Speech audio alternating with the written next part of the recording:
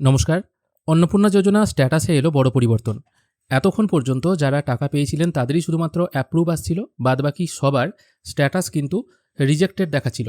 যার ফলে সবাই অত্যন্ত হতাশাগ্রস্ত হয়ে পড়েছিলেন এবং ভয় পাচ্ছিলেন তাদের বুঝি ফর্মটা রিজেক্ট হয়ে গেল। তারা হয়তো সঠিক ডকুমেন্টসই আপলোড করেছিলেন, তা সত্ত্বেও তাদের ফর্মটা হয়তো কোনো কারণে রিজেক্ট হয়ে যাচ্ছে এবং তারা মনে করেছিলেন তারা হয়তো টাকা পাবেন না। কিন্তু এটা ব্যাপার নয়। এই সন্ধ্যেবেলা থেকে স্ট্যাটাসে এসছে বড় পরিবর্তন। যাদের রিজেক্টেড স্ট্যাটাস এসেছিল তাদের কিন্তু এখন স্ট্যাটাসটা পরিবর্তন হয়ে আন্ডার এনকোয়ারি এইরকম স্ট্যাটাস চলে এসছে।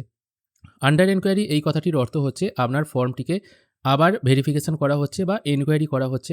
আগে যে স্ট্যাটাসটা রিজেক্টেড দেখাচ্ছিল, আমি সকালেই বলেছি বা আগের ভিডিওতেও বলেছি, সার্ভার ইস্যুর জন্য হয়তো কোনো কারণে সবারই রিজেক্টেড লেখা চলে এসছে। এটা কিন্তু ঠিক নয়। এখন যদি আপনারা ফর্মগুলো চেক করেন তাহলে দেখতে পাবেন রিজেক্টেড লেখাটা সরে গেছে এবং আন্ডার এনকোয়ারি এসছে।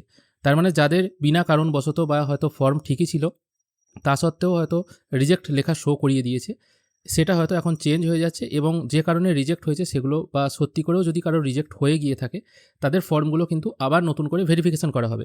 যদি দেখা যায় ফর্ম আপনার ঠিকঠাক আছে তাহলে আপনারা 100% টাকা পাবেন। যদি দেখা যায় যে কারণগুলো আমি আগেও বলেছি, যাদের ডুপ্লিকেট ভোটার কার্ড আছে, অনেকগুলো ভোটার কার্ড আছে বা সরকার অনুমোদিত কোনো স্কুলে বা সরকারি স্কুলে তারা তাদের সন্তানকে পড়ায় না, যারা হয়তো সরকারি চাকরি করে বা পেনশন পায়, এই টাইপের মানুষ যারা আছেন, যারা অন্নপূর্ণা যোজনার টাকা পাওয়ার কথা নয়, তারা যদি অ্যাপ্লাই করে থাকেন শুধুমাত্র তাদেরগুলোই রিজেক্ট হবে।